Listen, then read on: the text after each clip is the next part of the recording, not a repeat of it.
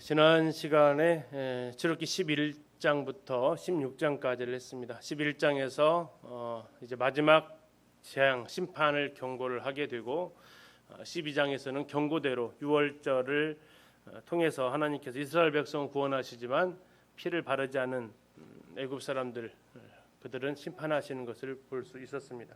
그리고 하나님께서 약속하셨던 것 같이 그 다음 날 15일 날 그들은 애굽 사람들로부터 은금 패물을 구하게 되고 구한 그 은금 패물을 가지고 그들은 출애굽을 하게 됩니다. 출애굽하는 그 순간부터 구름 기둥과 불 기둥이 그들의 걸음을 인도하게 되고요.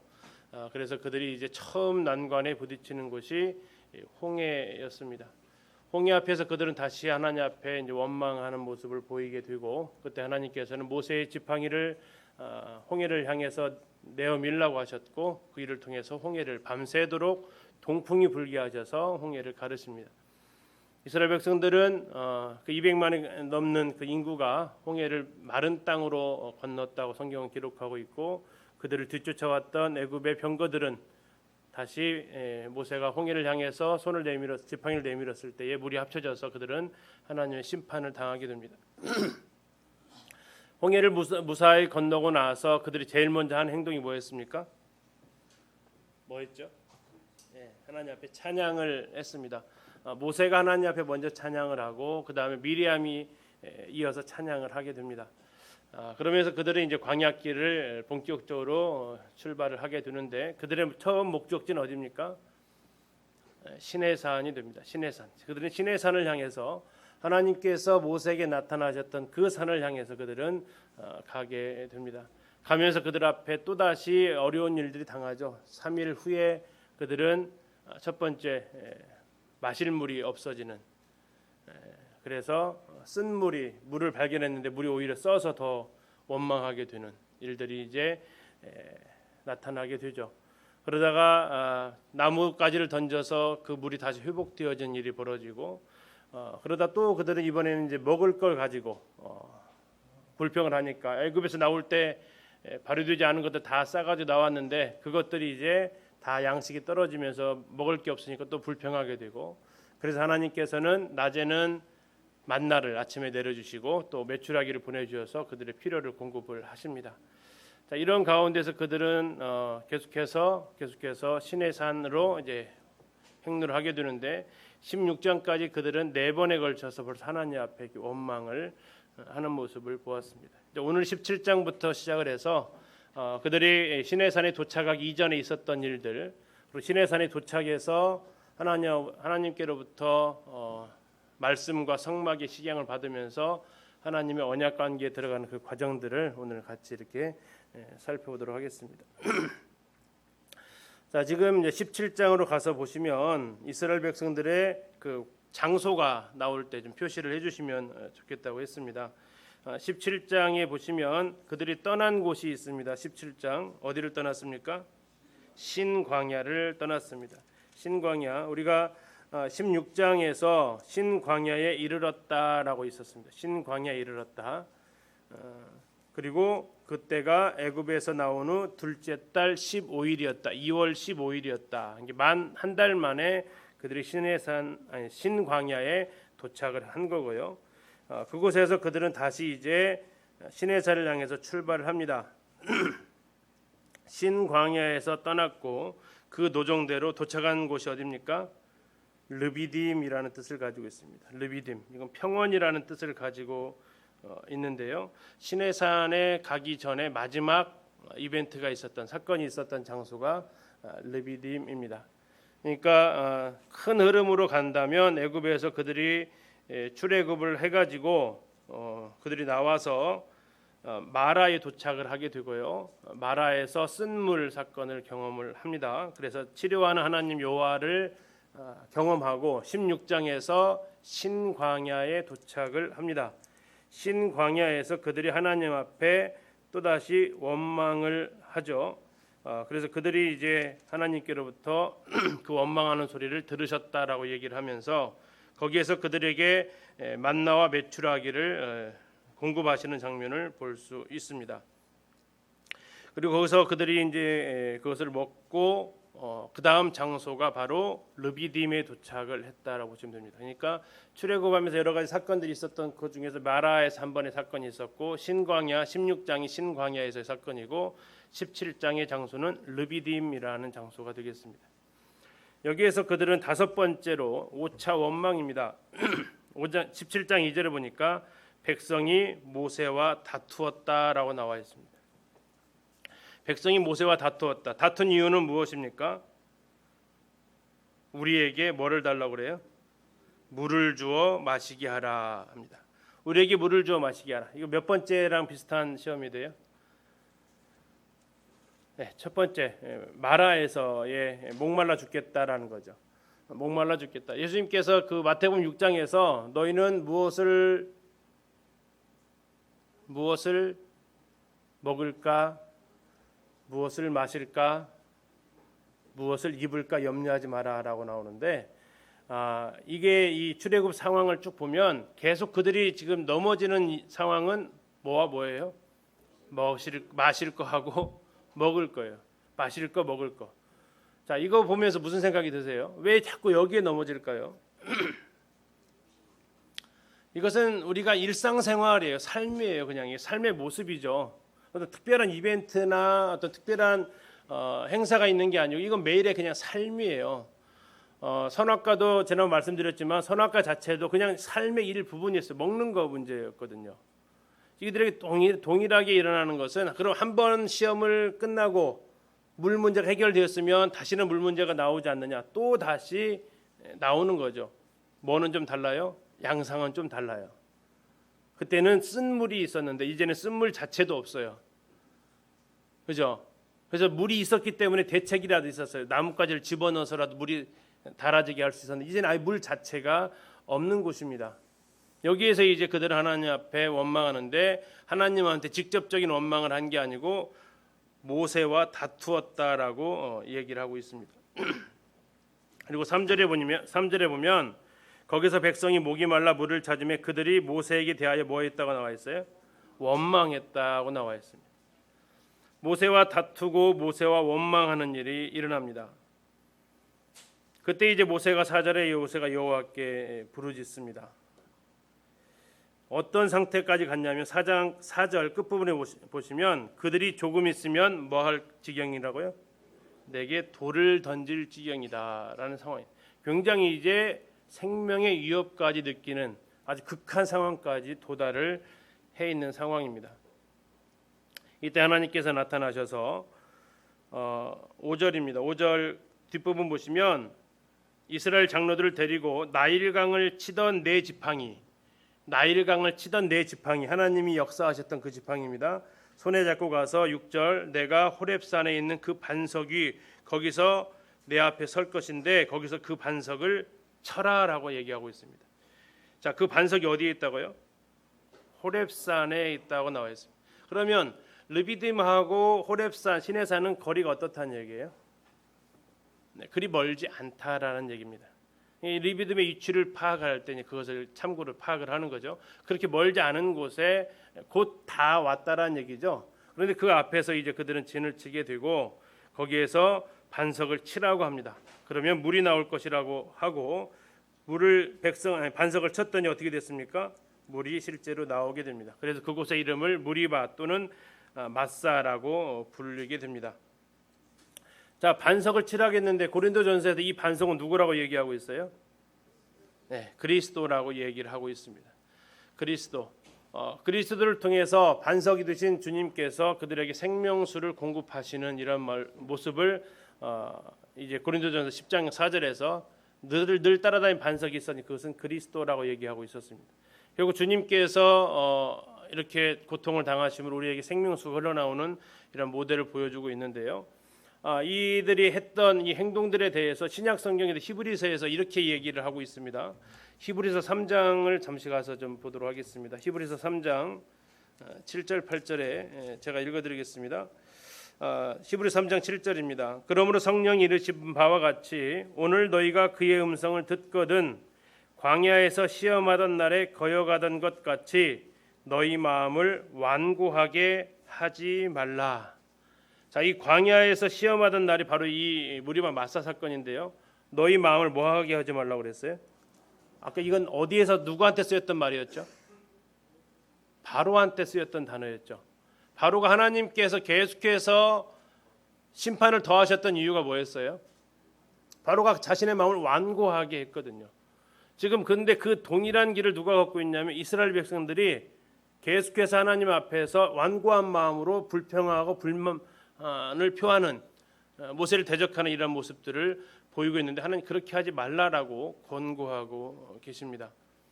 아무튼 이 반석은 출애굽에서 그들이 가나안에 도착하기까지 두 번에 걸쳐서 이 사건이 일어나는데 서로 하나님께서 이 반석을 향해서 처음에는 치라고 하셨고 두 번째는 어떻게 하라고 했어요? 치지 말고 명하라라고만 얘기했는데 모세가 나중에 이 무리바 사건에서 장소는 다릅니다.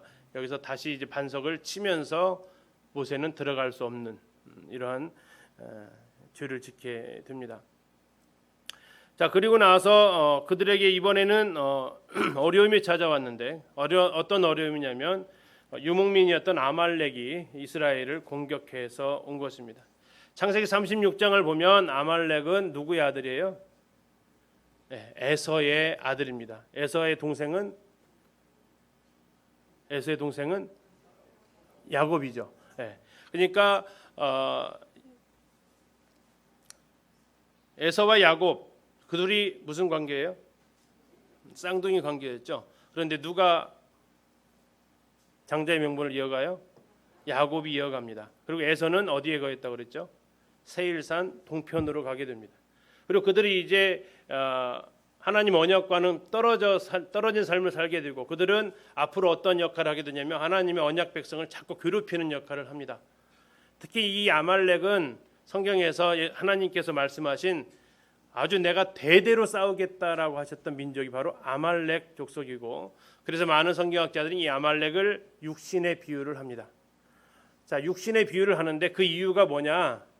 죽을 때까지 따라다닌다라는 거죠. 죽을 때까지 따라다닌다. 구약 역사의 끝에까지 따라갑니다.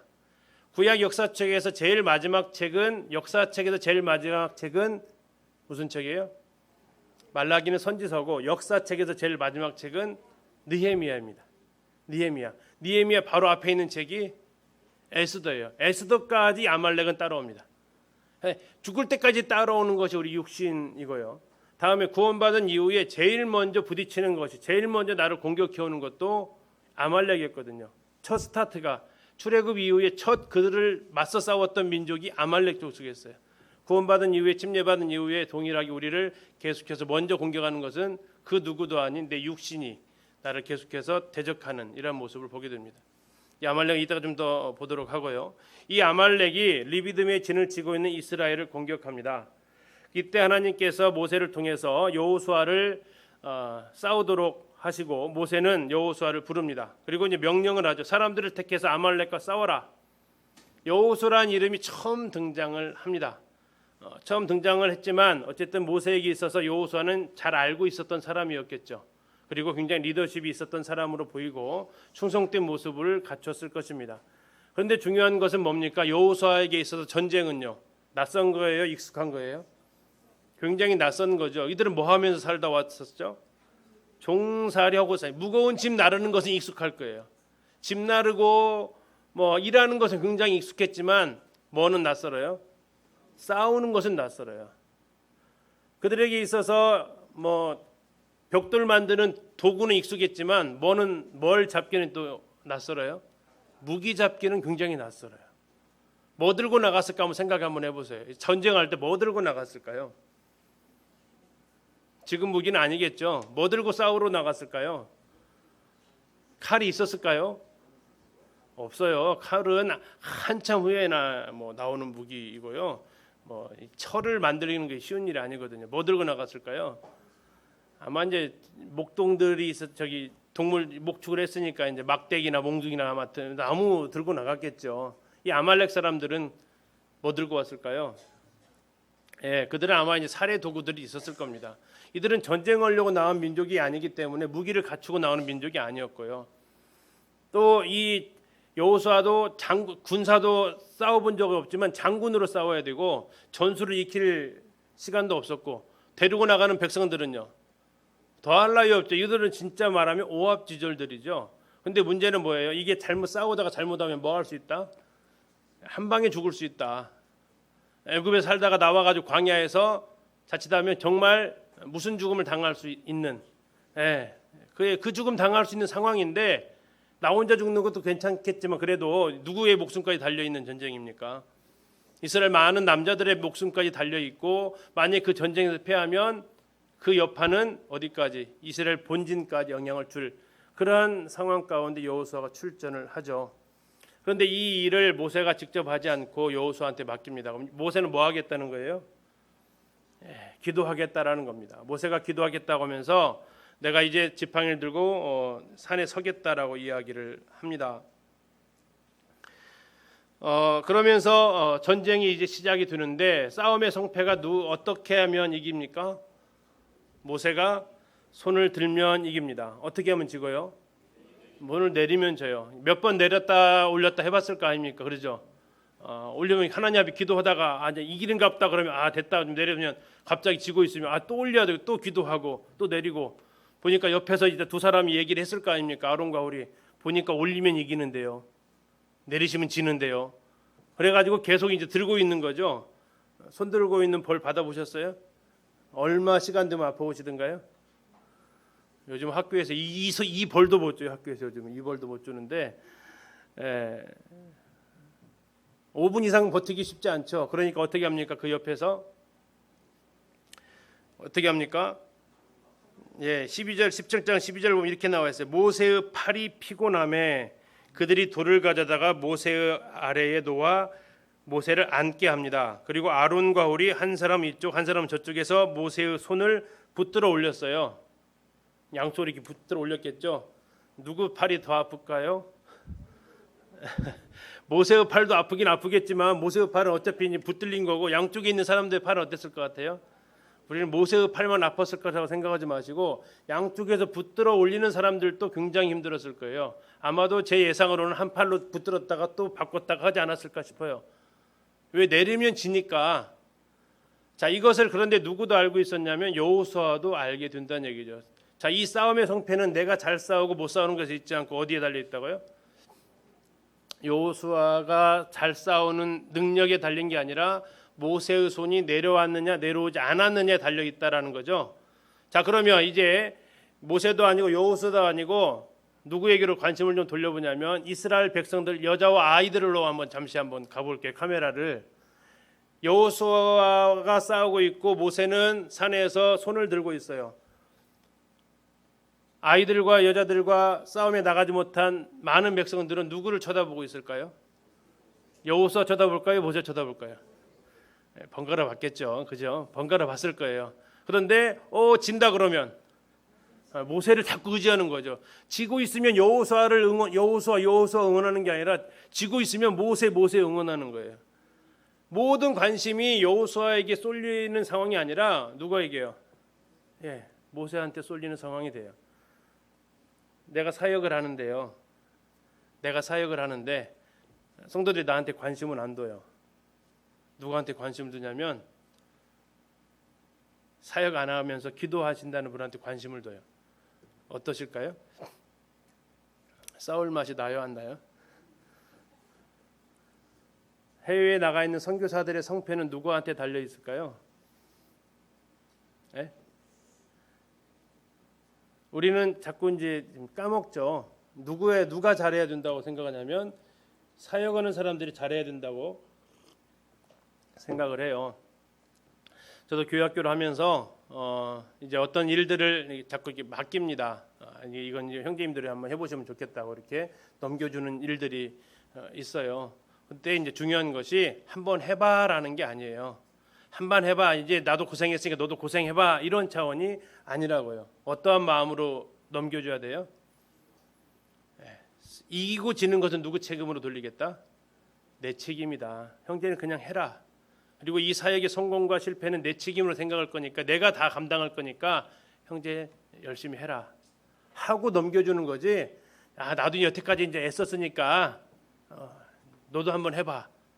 나 좀 쉬어두겠어. 이렇게 넘겨주면 어떻게 된다고요? 패배한다고요. 패배한다고. 손이 내려오는 그 순간 패배한다고요. 근데 하나님께서는 이것에 대해서 14절 잠깐 보실게요. 여호와께서 모세에게 이르시되 이것을 뭐 하라겠어요? 책에 기록해 가지고 기념하래요. 왜? 첫 싸움이잖아요.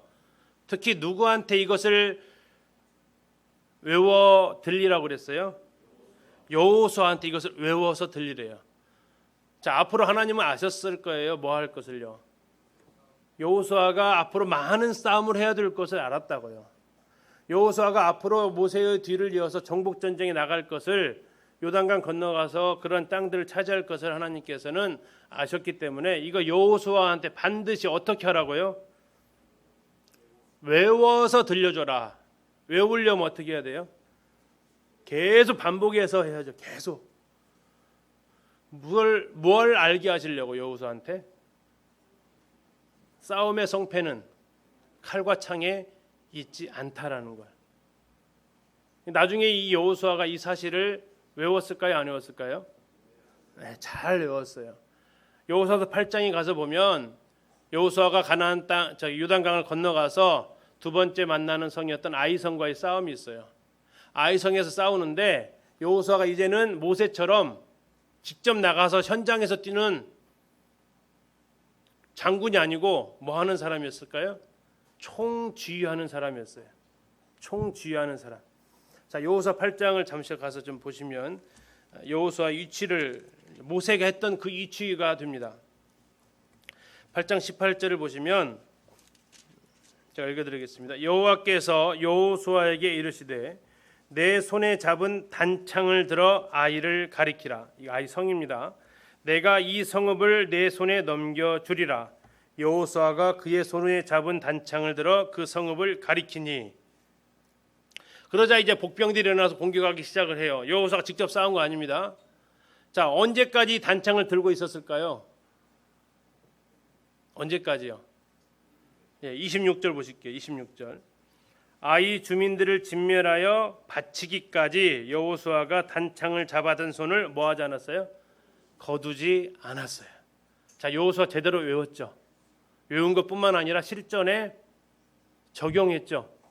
여호수아는 알았던 거예요. 뭘요? 싸움의 성패가 복병이 잘 싸우는 데 있지 않다라는 걸. 뭐에 있다라는 걸? 내가 이 단창을 들고 있느냐 내리느냐에 따라서, 이것을 기도로 내가 나아가느냐 그렇지 않느냐에 따라서 달려져 있다라는 것을. 그래서 하나님께서는 여호수아한테 얘기하신 거예요. 단창을 들어라. 자, 모세는 뭘 들었어요? 네, 지팡이를 들었어요. 지팡이를 손에 잡고 올라가 지팡이를 들어 올렸다면 여호수아는요? 뭐 따라서 다시 모세한테 지팡이 달라 그 지팡이 들고 간 게 아니라 여호수아에게 있는 것을 들었단 말이에요. 그것은 뭐였어요? 단창이었어요. 그리고 동일하게 그들은 행동을 합니다. 전쟁이 끝날 때까지 내리지 않았어요. 근데 놀라운 것은 여호수아는 옆에서 받쳐주는 사람이 없었어요. 그럼에도 그는 내리지 않았다라는 거예요. 제대로 외워서 들렸어요. 제대로. 자, 그러면서 그들은 이 전쟁을 통해서 앞으로 계속해서 성경에서 나오는 전쟁에서의 제일 중요한 것이 뭐냐? 이 말을 제일 잘 요약해서 말하는 사람이 다윗입니다. 골리앗과 싸울 때 골리앗이 뭐라고 하면서 나가죠?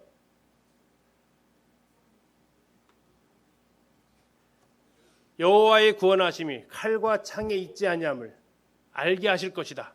그러면서 그가 가지고 나갔던 건 뭐예요? 문맷돌을 들고 나갑니다.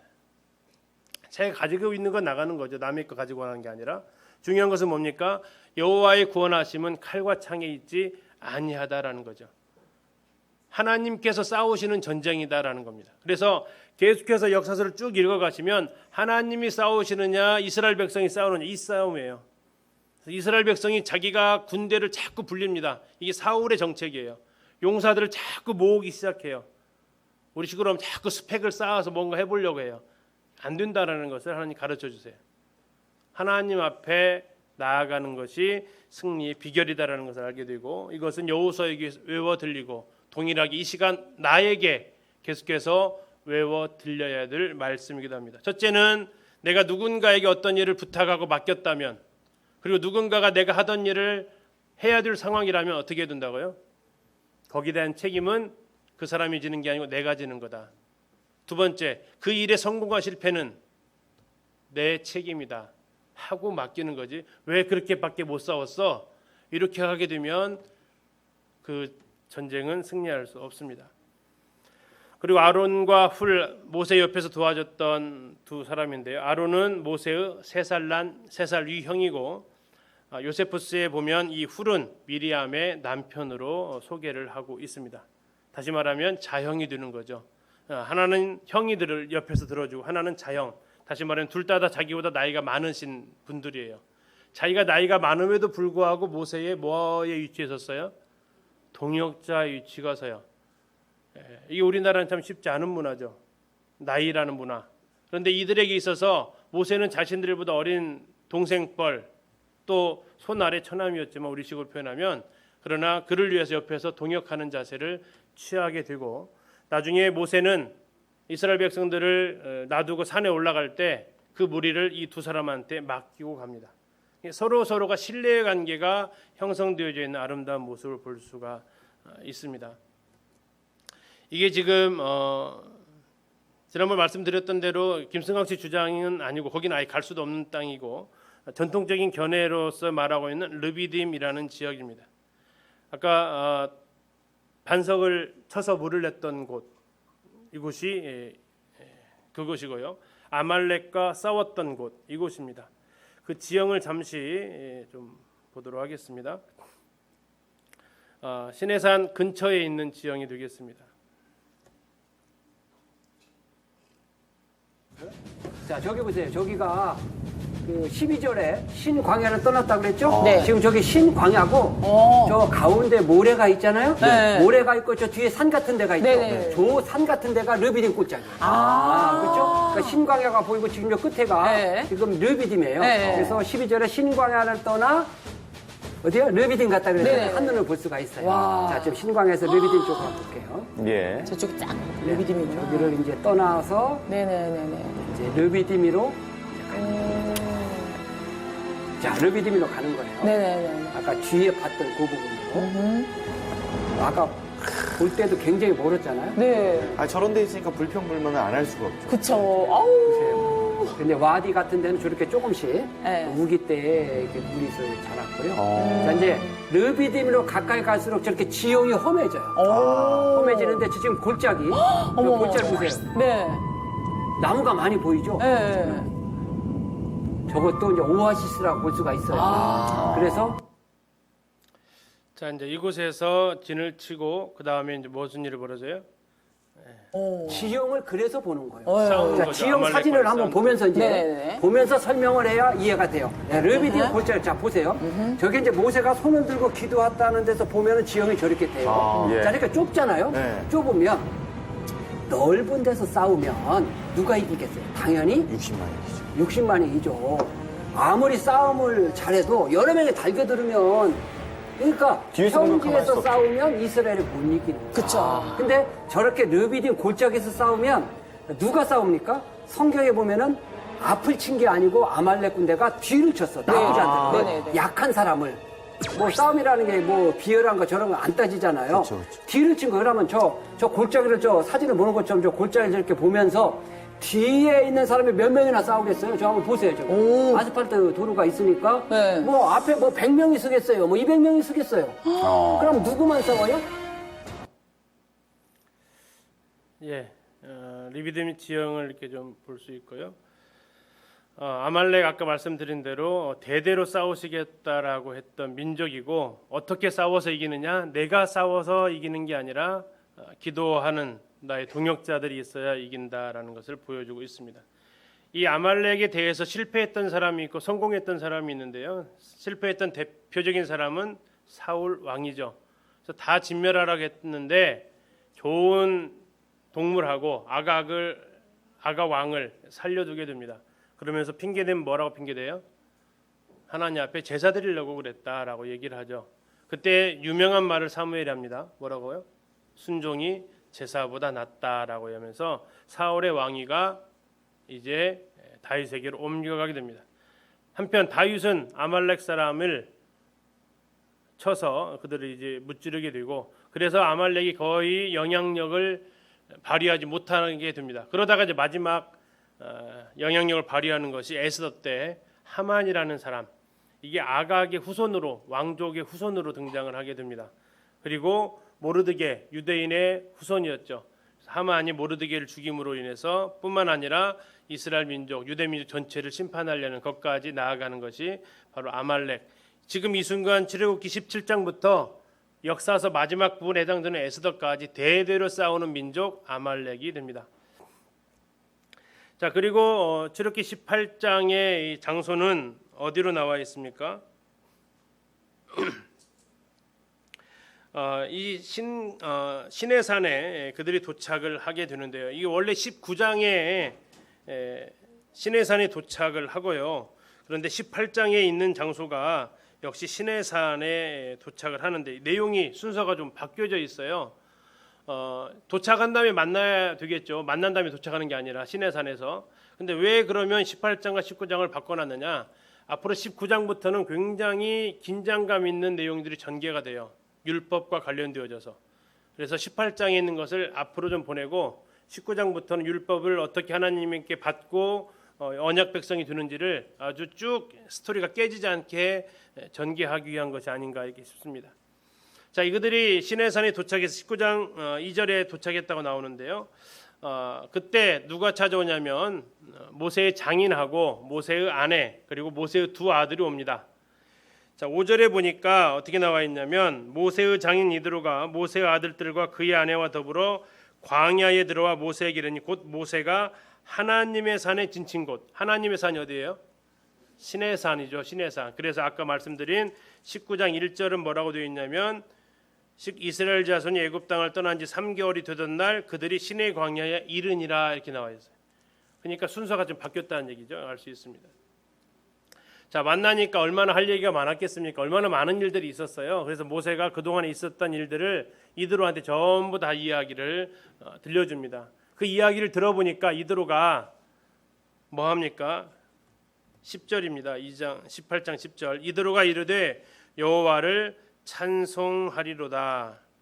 11절. 이제 내가 알았도다. 여호와는 모든 신보다 크심으로 이스라엘에게 교만하게 행하는 그들을 이기셨도다. 그래서 이제 어느 성경학자들은 이드로가 이때 구원받았다라고 이야기를 하기도 합니다. 자, 하나님께서 나에게 나타나셔서 하셨던 모든 일들, 이걸 두 글자로 뭐라고 그러죠? 간증이라고 그러죠. 간증. 네, 간증. 간증을 이야기합니다. 간증을 이야기했더니 이 간증을 듣고 이드로의 반응이 뭐였냐면 하나님을 찬양하죠. 수요일날 간증을 좀 더 많이 좀 하셨으면 좋겠죠. 그죠? 하고 싶으세요? 듣고 싶으세요? 예? 하고 싶으세요? 듣고 싶으세요? 우리는 많이 듣고 싶어라 하죠. 하고 싶으시면 이 자리가 계속 나오실 텐데 다 듣고 싶어서만 오시죠. 그죠? 이게 이제 우리의 약점인데 우리는 이드로가 되면 안 되고 모세가 되어야겠다라는 거죠. 이드로는 듣는 사람이고 모세는 하는 사람이고. 그래서 우리가 좀 오랜만에 만난 성도들한테 분기별이라도 한 번씩은 간증을 좀 하시면 좋겠다. 중요한 것은 하나님께서 하신 일입니다. 8절 잠깐 보실게요. 18장 8절. 모세가 간증하는 사람입니다. 여호와께서, 이건 하나님께서 하신 일을 하는 게 간증이라는 얘기입니다. 이스라엘을 위하여, 누굴 위해서요? 이스라엘을 위해서, 나를 위해서 또 내 주의 성도들을 위해서 바로와 애굽 사람에게 행하신 모든 일과 길에서 그들이 당한 모든 고난과 여호와께서 그들을 구원하신 일, 이게 간증의 내용이죠. 이것을 다 얘기하는 거죠. 그래서 우리 삶 속에서 있었던 일들, 여기서 모든 일을 했다는 얘기는 큰 것만 얘기하는 게 아니라 작은 부분들까지도 얘기를 하면 그 말을 듣는 이들의 반응이 뭐였다고요? 80절에서 여호와를 찬송합니다. 그래서 내가 간증을 했는지 내 자랑했는지는 뭘 보면 알까요? 성도들의 반응을 하나님을 찬송하는 모습이 나오면 간증한 게 맞고요. 다음에 성도들에게 혹시 질투나 시기나 이렇게 나오면요, 그건 자기 자랑한 것이 됩니다. 굉장히 단순해요. 그래서 하나님께서 하신 8절에서 여호와께서 이스라엘을 위해서 행하신 일들을 얘기하는 거예요. 그래서 우리가 간증을 좀 하시면 좋겠다는 생각을 하게 됐고요. 간증을 들으신 다음에는 그 사람 높이지 마셔야 돼요. 그죠? 이드로가 누구를 높였어요? 하나님을 높였다고요. 우리는 간증을 하는데 왜 자꾸 형제님들이 부담스러운지 아세요? 간증하고 나면 누구를 자꾸 지켜 세우거나 누구를 자꾸 격려해 주려고 그래요. 그 하신 분들을 자꾸 얘기를 해요. 화제거리에 자꾸 간증하신 분들은 이름이 오르내리니까 하시는 분들이 힘들어해요. 근데 이드로는요 전적으로 누구를 높였냐면 하나님을 높이고 있다는 얘기예요. 그리고 그의 고백이 이제 내가 알았다. 하나님에 대해서. 이것을 우리가 이루어졌으면 좋겠습니다. 그러면서 이제 그 다음 날 모세가 마침 재판하는 날이었어요. 사람들이 쭉 줄을 서 있습니다. 그 뜨거운 날 줄을 서는데 왜 이렇게 사람이 많이 서 있습니까? 하니까 백성들이 지금 뭐 이렇게 여러 가지 궁금한 것들, 어려운 문제들을 가지고 나와서 답을 듣기 위해서 그렇습니다. 하니까 이드로가 이렇게 얘기하죠. 18절 보겠습니다. 너와 또 너와 함께한 이 백성이 필경 기력이 쇠하리니 이 일이 너에게 너무 중하다. 모든 백성의 일을 네가 답한다라는 것은 너무 중하다. 네가 혼자 할 수 있다 없다? 없다. 몇 명이라겠죠? 약 2만 명가량의 이 송사를 혼자 감당한다는 것은 도저히 감당할 수 있는 일이 아니죠. 그래서 이드로가 얘기합니다. 누구를 택하라겠냐면요. 21절 보실게요. 너는 또 온 백성 가운데서 누구를 택하라고요? 능력 있는 사람들을 택하래요. 능력 있는 사람들. 자, 형제 자매님, 능력 있는 사람이란 어떤 사람이 능력이 있을까요? 능력 있는 사람은 어떤 사람이 능력이 있을까요? 예, 성경에서는 능력 있는 사람은 이러한 사람이래요. 첫 번째 조건은 뭐를 해야 된대요? 하나님을 두려워할 줄 알아야 된대요. 이게 능력 있는 사람이 첫 번째 조건이에요. 두 번째 조건은요, 진실해야 된대요. 진실해야 돼요. 세 번째 조건은 불의한 이익을 미워해야 된대요. 능력하면 이 세 가지가 혹시 떠오르시나요? 별로 안 떠오르는 항목들이에요. 우리 능력 있다라고 한다면. 그런데 하나님께서 생각하시는 능력이 뭐냐 이거죠. 하나님 편에서 생각하는 능력. 이건 하나님을 두려워할 줄 알아요. 하나님과의 관계예요. 진실해요. 내 자신의 성품과 관계예요. 불의한 이익을 미워해요. 이것은 물질관이죠. 자, 이런 부분에 있어서 하나님께서 능력 있다라고 하신다는 거죠. 자, 나는 이 세 가지를 한번 체크 한번 해보시죠. 나의 능력 점수는 얼마나 될까요? 자, 우리는 이 하나님께서 보시는 능력을 우리는 기도해야 될 것 같습니다. 그래서 정말로 25절에 모세가 이스라엘 무리 중에서 누구를 택했다고요? 능력 있는 사람들을 택했다고요. 능력 있는 사람을 볼 줄 아는 안목도 중요한 것 같습니다.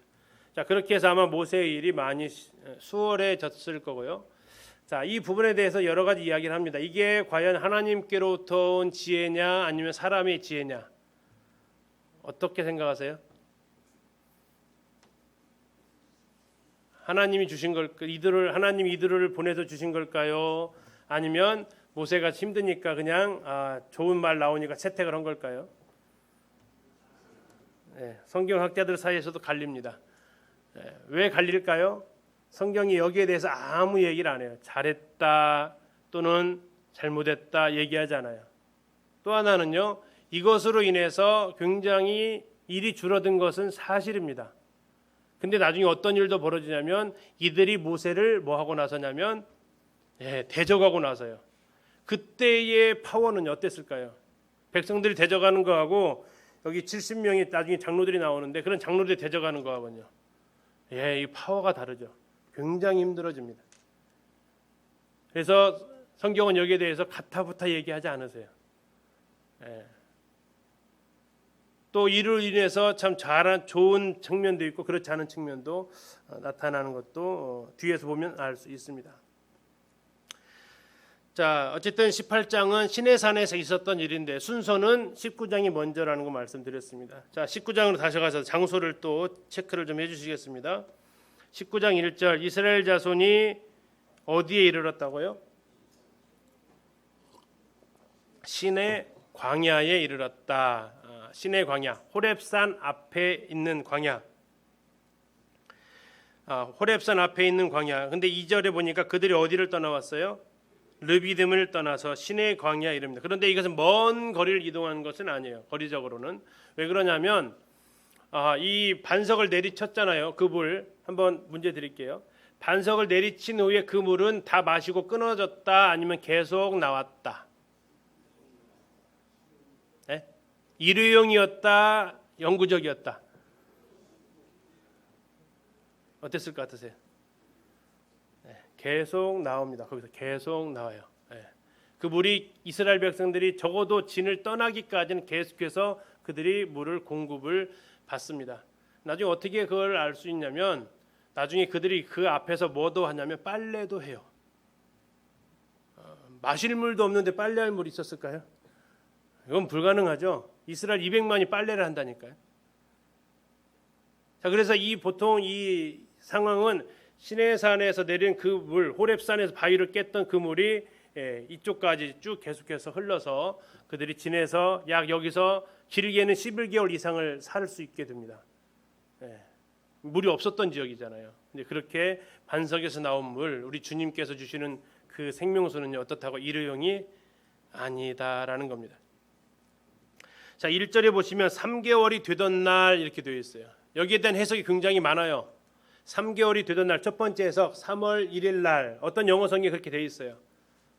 3월 1일이다라고 되어 있는 성경이 있고요. 자, 3개월이 되던 날 하니까 아까 2월 15일 있던 것처럼 3월 15일이다. 이게 세 번째 달 15일이다라는 의미를 또 해석하는 분이 있고 3개월이 됐다. 만 3개월 됐다. 1월 15일 날 나왔는데 만 3개월 됐으니까 2월, 3월, 4월 15일이다. 뭐가 맞을까요? 몰라요. 그냥 모르는 건 모른다고 해야 돼요. 다 다양하니까. 근데 뭐 크게 중요한 건 아니죠. 어쨌든 그런데 어쨌든 제일 많은 그 주장은 3월 1일을 좀 많이 봅니다. 이것이 꽤 오랜 시간을 걸리는 것이 좀 맞기 때문에 하는데 뭐 뒤에 거라 하기에도 크게 문제되고 그럴 것은 없습니다. 그래서 3월 1일 이것은 이제 그 이스라엘 역사에서 최고의 권위자라고 하는 레오노드라는 그 분이 계시는데 그분은 3월 1일 날로 이렇게 채택을 해서 이야기를 하고 뒤에 있는 것들은 이제 다른 분들이 또 얘기를 합니다. 뭐 넘어갈게요. 자, 이제 모세가 하나님 앞에 올라갑니다. 자, 3장에서 하나님께서 모세한테 했던 약속이 있었어요. 무슨 약속을 했냐면 네가 백성을 데리고 이 땅에서 나를 다시 만날 거야라는 약속을 해요. 그리고 정말 그들을 다시 이곳으로 데리고 와서 하나님과 모세가 대면을 하게 됩니다. 그러면서 지금까지 하나님께 이렇게 하셨던 일들에 대해서 9절을 잠깐 보시면요. 왜 모세만 이렇게 하나님 앞에 올라갔느냐라는 거예요. 19장 9절입니다.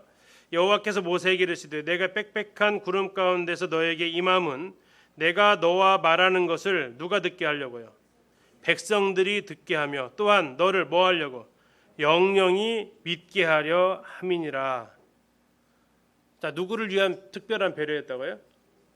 자, 이거 장면 아까 어디에서도 한번 나왔었죠. 하나님께서 모세를 위해서 이렇게 특별히 해주시는 배려가 홍해 건널 때, 어떨 때 홍해가 갈라졌어요? 지팡이를 내밀었을 때. 언제 다시 합쳐져요? 지팡이를 내밀었을 때. 그러면서 그걸 왜 했다고 그랬죠? 14장 마지막 절에서 자, 14장 마지막 절 이렇게 말하고 있어요. 백성이 여호와를 경외하며 여호와와 그의 종 모세를 믿었더라. 그런데 또다시 한번 시내산에서 하나님께서는 그 많은 이스라엘 백성들을 다 놔두고 누구만 올라오라고요? 모세 너만 올라와라 라고 하는 거예요. 그걸 왜 그렇게 하시냐면 내가 너를 특별하게 불렀다라는 것을 백성들한테 다 알게 해주겠다. 그리고 너를 계속해서 믿고 따를 수 있도록 해주기 위한 거다 하는 특별한 배려를 하나님께서 해주십니다. 자, 그러면서 하나님께서 이제 자신을 드러내시는데 5절에 세계가 다 내게 속하였다라고 얘기하죠. 하나님은 유대 종교의 하나님이 아니고 모든 나라의 세계의 하나님인 것을 말해주고 있습니다. 그러면서 세 가지 이스라엘 백성이 갖게 될 호칭을 얘기를 하세요.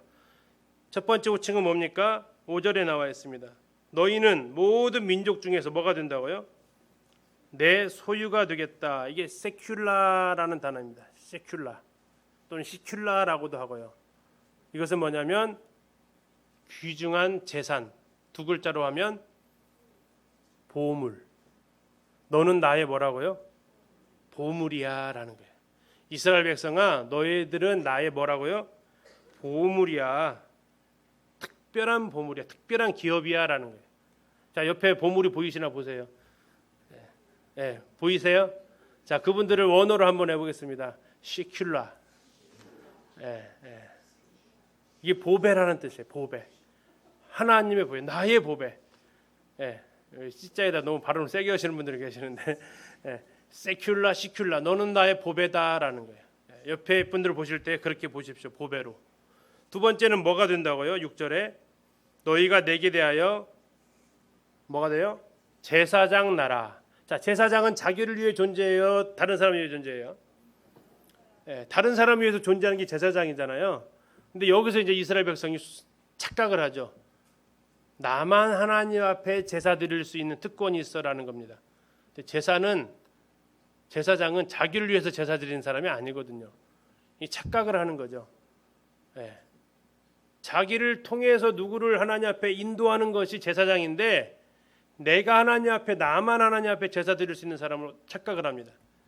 자, 세 번째는 뭐가 된다고요? 거룩한 백성. 거룩이라는 단어가 무슨 뜻이에요? 구분해 놓는 거죠. 떼어 놓는 거죠. 하나님 것으로 떼어 놓는 것이 거룩이라는 겁니다. 우리는 이제 거룩을 자꾸 깨끗한 것으로 연결을 시키는데 그런 거룩이 아니고 하나님께 속한 백성이다라는 얘기입니다. 하나님의 백성. 거룩하다는 얘기는 하나님께로부터 분리해 놓은 것을 거룩하다라고 얘기하죠. 이스라엘 백성이 정체성입니다. 하나님으로부터의 가장 소중한 보물이고 다른 사람들을 하나님께로 이끌어야 될 제사장 나라고 그리고 하나님께 구별되어진 사람들이다. 자, 이것은 오늘날 우리의 지위와 어때요? 같죠. 같습니다. 우리도 하나님의 보물이고요. 우리도 역시 사도 바울이 했던 것처럼 이방인들을 제사로 하나님 앞에 드려야 되는 사람들이고요. 우리도 베드로전서에서 말하고 있는 것처럼 내가 거룩하니 너희도 거룩하라고 주님 말씀을 하고 계십니다. 자, 이때 이 백성 이 명령 다 지킬래 했더니 이스라엘 백성이 뭐라고 했다고요? 뭐라고 했어요? 8절입니다. 백성이 일제히 응답하여 이르되 여호와께서 명령하시는 대로 뭐 하겠다고요? 우리가 다 행하리다라고 합니다. 자, 이게 좀 섣부른 대답이라고 그랬죠. 왜 섣부르다겠죠? 아직 뭘 지킬 건지도 안 물어봤다고요. 지금. 항목도 안 나왔는데 사인해 버렸다고요. 그러니까 이게 지금 어리석은 대답이죠. 그 위험에 짓눌렸는지 아니면 당당함이 있었는지 지금까지 그들이 몇 번 하나님한테 원망했죠. 5번 했거든요. 현재까지 5번인데요. 현재까지 5번인데 그들은 이때 또다시 하나님께서 이제 나타나시니까 다 지킬게요 또 한 거예요. 자, 첫 번째는 항목이 뭔지도 모르고 지키겠다고 했어요. 아직 십계명이 제시도 안 됐어요. 두 번째, 지금까지 자기들이 살아왔던 걸 생각하면 쉽지 않겠는데요 하든지 저희 자신을 못할 것 같아요라 하든지 했어야 되는데 자기 자신도 몰랐어요. 이게 내용도 모르고 자기 자신의 이치도 모르고 그러다 보니까 대답만 했어요. 막둥이처럼. 네, 할게요. 근데 이것을 몇 번에 걸쳐서 하냐면 3번에 걸쳐서 한다고. 3번에 걸쳐서. 24장 3절에서 한 번 더 합니다. 잠깐 보실게요. 이번에는 그것에 대한 제시가 되어진 상태예요. 24장 3절. 십계명과 법규가 이번에는 제정이 됐어요. 다 알려졌어요. 3절. 모세가 와서 여호와의 모든 말씀과 그의 모든 율례를 백성에게 전하며 그들이 한 소리로 응답하여 이르되 뭐라 하겠어요? 여호와께서 말씀하신 모든 것을 우리가 준행하리이다. 이제 들어봤는데도 사인한대요. 내용 파악을 못했어요. 이제 아까는 내용이 뭔지를 몰랐는데 이번에는 뭣도 못했냐면 내용 파악조차 못했어요. 그렇게 다 얘기했는데 이따 보실 거예요. 어떤 내용인데 이렇게 얘기했는지. 다음에 24장 7절에서 한 번 더 얘기합니다. 언약서를 가져다가 백성에게 낭독하여 듣게 하니 그들이 이르되 여호와의 말씀 우리가 뭐 하겠다고요? 준행하리이다 했습니다. 다시 말하면 이제는 진짜 종이에다가 서약서를 가지고 계약서 쓰라고 왔어요. 그러면 3세번이라고 그냥 처음에는 뭔지도 모르고 네 했으니까, 두 번째는 그냥 듣고 했으니까 이제는 언약서를 가지고 왔으면 좀 자세히 읽어보고 설명해야 될 거 아니에요? 근데 뭐 했다고요? 그냥 바로 준행하겠대요. 근데 어떤 일이 벌어져요? 잘 아시지만 32장에서 내려오기 전, 율법 내려오기 전에 거기서 일이 벌써 범죄하고 있는 일이 벌어지는 거죠. 자, 하나님께서는 그런데도 이 그들의 응답을 그냥 가상하게 여기세요. 지킬 줄 알아서 기대하셨을까요? 기대는요, 뭐 지금까지 살아온 모습을 보면 알죠. 기대는요, 뭐 그런데도 그 마음은 받으셨던 것 같아요. 근데 아마 물어봤으면 그럴 거예요. 정말 지킬 마음이 있냐? 그렇다면 어떻게 했을까요? 정말 지킬 마음은 있지. 그렇죠? 우리도 사도 바울이 고백했던 것처럼 뭐는 원이로 돼? 마음은 원이잖아요. 그죠? 마음은 원이죠. 예. 마음은 우리 학생들 이 마음은 진짜 게임 안 하고 싶은데 뭐 앞에 앉아 있어요? 예. 컴퓨터 앞에 앉아 있잖아. 이제 텔레비전 그만 좀 봐야지. 이제 마음은 원인데 또 리모컨 쥐어져 있잖아요, 손에. 이런 일들이 마음도 없다면 이건 큰 문제죠. 근데 마음은 있었던 것 같아요. 그래서 하나님 마음은 받으셨던 것 같은데, 자, 그러면서 하나님께서 이제 얘기하십니다. 이스라엘 백성들 산에 올라오지 마라. 올라오면 전에 계획한 글에서 내가 충돌할까 싶다 하면서 내가 달려가서 죽일 것 같다 하니까 올라오지 마라 얘기합니다. 율법이 가지고 있는 속성이에요. 율법은 가까이 오지 말라고 그래요. 근데 은혜는요, 담대히 가자고 그래요. 담대히 가자. 율법 가지고 우리 하나님 앞에 나아갈 수가 없다라고 얘기하죠.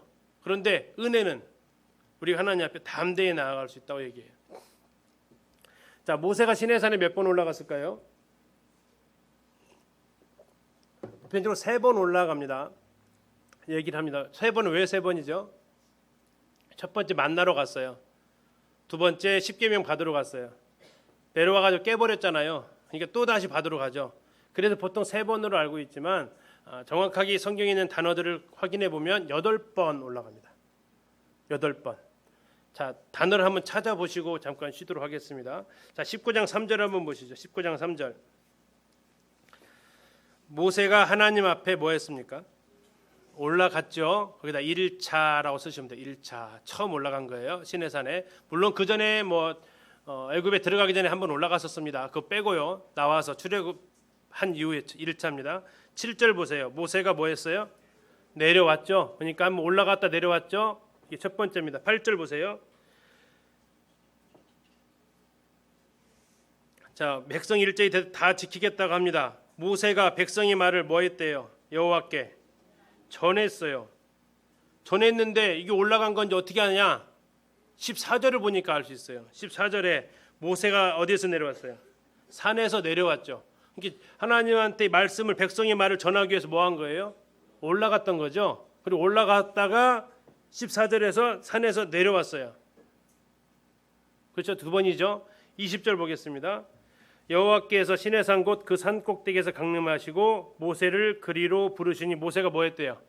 올라갔죠. 또 올라갔죠. 언제 내려오냐면 25절입니다. 모세가 백성에게 뭐 했어요? 내려왔어요. 그렇죠? 내려가서. 지금 19장에만 몇 번 나와 있어요? 3번 나와 있어요. 19장에만 3번. 자, 그러면 이제 또 20장으로 가서 좀 보시면 20장에 또 나오는데 20장 21절 보시겠습니다. 20장 21절. 백성은 멀리 서 있고 모세는 하나님이 계신 흑암으로 가까이 가니라. 지금 올라갔죠? 그리고 가서 언제까지 있다 내려오냐면 24장 3절입니다. 언약서를 그 하나님께서 말씀하신 율법을 다 받아 가지고 와요. 24장 3절 뭐라고 나와 있어요? 모세가 와서 나와 있죠. 모세가 와서 이때 내려온 거예요. 그러니까 20장 21절에 갔다가 24장 3절에서 내려왔어요. 자, 그리고 나서 지금 그 4장까지는 그러면 계속 지금 위에서 있었던 일들을 한 거예요. 자, 9절로 가겠습니다. 24장 9절. 24장 9절. 모세와 아론과 나답과 아비와 이스라엘 장로 70인이 뭐 했어요? 올라갔죠. 그리고 거기서 하나님 앞에서 막 먹고 마십니다. 11절. 하나님 이스라엘 자손의 존귀한 자들에게 손을 대지 아니하니 그들 하나님을 뵙고 먹고 마셨더라 했습니다. 마셨어요. 그러니까 이제 먹고 내려왔다는 얘기입니다. 다음에 그걸 어떻게 할 수 있느냐? 12절에 나와 있어요. 12절. 여호와께서 모세에게 이르시되 너는 뭐 하라고 했어요? 또 산에 올라와라라고 했죠. 산에 올라와라. 자, 그리고 15절에 보니까 올라와라 했는데 바로 올라갔어요. 15절에 올라와라 해서 올라갔습니다. 이건 같은 겁니다. 누구랑 같이 갔냐면 13절에 보면 여호수아와 함께 갑니다. 여호수아와 함께. 그전에는 혼자 갔는데 여호수아와 함께 지금 갑니다. 그리고 언제 내려오냐면 24장에 올라갔다가 32장에서 내려와요. 성막 다 받고 32장 15절입니다. 32장 15절 뭐라고 나와 있어요? 모세가 산에서 뭐예요? 내려오는데 나와 있죠. 모세가 산에서 내려왔다고 나와 있어요. 지금 몇 번 나왔어요? 6번 나왔죠. 그래가지고 이제 쭉 32장까지는 오르고 내려가는 일이 없겠죠. 32장에서 나왔으니까 다음에 그들이 또 올라가게 되는데요. 32장 30절을 가서 보시겠습니다. 이튿날 모세가 백성에게 이르되 너희가 큰 죄를 범하였도다. 내가 이제 여호와께로 뭐 한다고요? 올라가노니 하면서 31절에 여호와께로 다시 나아갔어요. 올라갔죠. 자, 올라갔으면 또 이제 뭐 해야 돼요? 내려와야죠. 자, 그리고 이제 가서 다시 내려오게 됩니다. 그리고 34장으로 가셔서 올라가서 있었던 일을 쭉 얘기를 해요. 34장 5절입니다. 4절 보시겠습니다. 34절 모세가 돌판 둘을 처음 것과 같이 깎아 만들고 아침에 일찍 일어나 그 두 돌판을 손에 들고 여호와의 명령대로 어디 갔어요? 시내산에 또 올라갔어요. 그렇죠? 또 올라가고 또 내려오는데 29절입니다. 모세가 그 증거의 두 판을 모세의 손에 들고 시내산에서 뭐 했어요? 내려왔어요. 그래서 총 8번에 걸쳐서 시내산을 올라갔어요. 시내산이 어떤 산일까요? 올라가기 쉬운 산일까요? 아니에요. 꽤 어려운 산이에요. 시내산까지 한번 보겠습니다. 여기가 지금 이제 보통 전통적인 견해 시내산입니다. 시내산에 대한 그 사진을 보면 높이가 얼마라고요? 2286m가 됩니다. 시내산 정상이. 자, 그러면 뭐와 뭐 사이 우리나라로 말하면 한라산보다는 높고 백두산보다는 낮은 곳이죠. 2286m 정도 됩니다. 이곳에 이제 정상의 모습을 이렇게 보면 나무가 안 보이죠. 아마 응달곳 같은 곳에 이제 떨기나무 정도가 있지 않았을까 싶습니다. 전통적인 견해입니다. 그곳에 가면 이제 수도원 같은 데가 이렇게 있습니다. 이렇게 물이 있는 곳을. 그래서 이제 카타리나 수도원이라고 사람 이름입니다. 이 사람의 뼈를 넣어두기 위한 수도원인데 여기에 뭐가 있냐면 여기에 떨기나무가 존재하고 있습니다. 이 수도원의 높이도 1570m 정도 된다고 그래요. 그리고 이제 엘리야가 이세벨과 싸움 이후에 막 도망갔던 지역이 있죠. 죽이려고 하니까 그것도 이곳에 존재하고 있습니다. 시내산만 보고 잠깐 쉬도록 하겠습니다.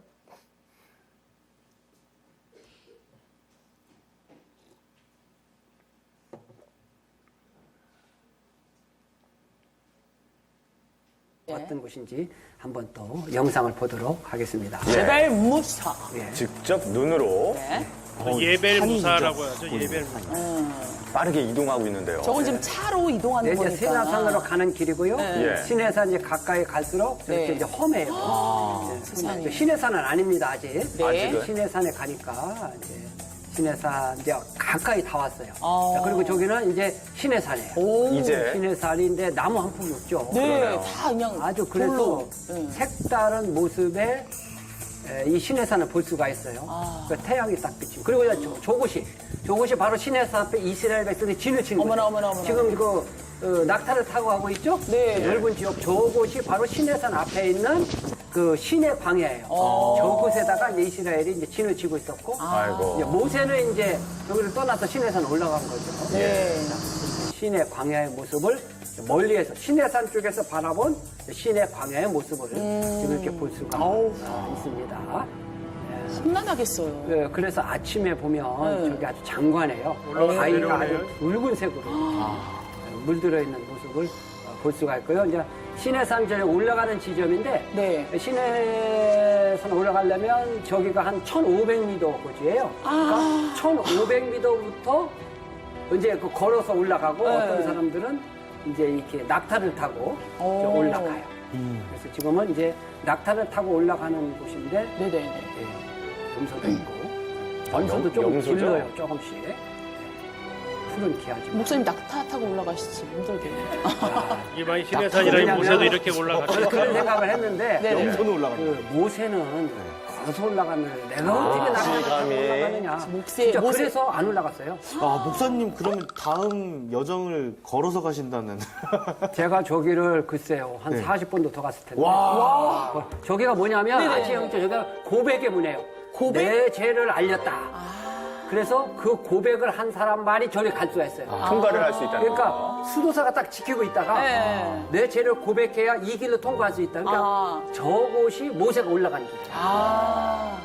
그러니까 순례객은 저 길로 안 가고. 그래서 목사님은 저 문이다. 고백의 문에서 어떤 고백을 하셨어요? 고백 안 하고 갔어요. 그럼 못 가셨겠네요. 예, 갔을 통과를 못 때는 하셨을 수도사가 네네. 뭐 화장실에 갔는지 없어요. 안 계셔갖고. 다행이다. 네, 그냥 없을 때 그냥 갔어요. 그래서 이제 고백의 문으로 이렇게 불려요. 그래서 올라가면 저기 이제 꼭대기에 그 일출이 아주 장관이에요. 네. 아, 진짜 하늘 멋있네. 하늘과 되게 가깝겠네요. 와. 그래서 신해산 정상에 올라가면 석양이죠? 이제 새벽에 한 2시에 가요. 아무것도 안 보일 때. 여기 한라산하고 백두산하고 중간이라고 했잖아요, 높이가. 네.